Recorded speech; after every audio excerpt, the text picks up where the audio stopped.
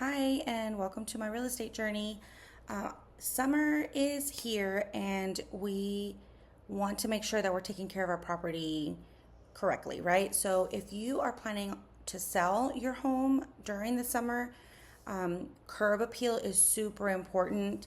Buyers like to see a home with beautiful colored flowers and green grass and all of that. So I highly suggest that you focus on curb appeal as well as the interior, but curb appeal is very, very important in the summer. And that's anything from a fresh coat of paint on your shutters, maybe, or just exterior touch up paint, making sure that your lawn looks great.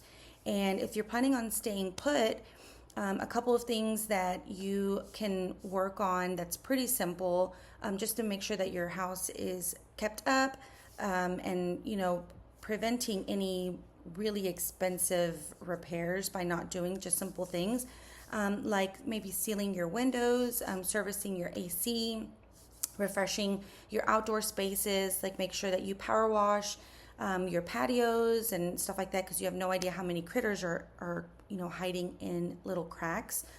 And yeah, I mean, this market is very, very interesting. Things that I have noticed that buyers were interested in prior years, there's a different interest this time around. So where I focused a lot on location with my last buyers, this year, I don't know, location's really just not that big of a deal to a lot of people. I've been selling listings in neighborhoods that, I was struggling to sell before, and now they're selling pretty quickly. So, very interesting. But, anyways, if you want a little summer tip email, let me know. I'm happy to send it out to you. I'm sending out emails all summer long just with little tips and making sure that my friends and family and everybody stays up to date with the real estate market, but also just little helpful things throughout the summer to help your home retain its value. So thank you for watching.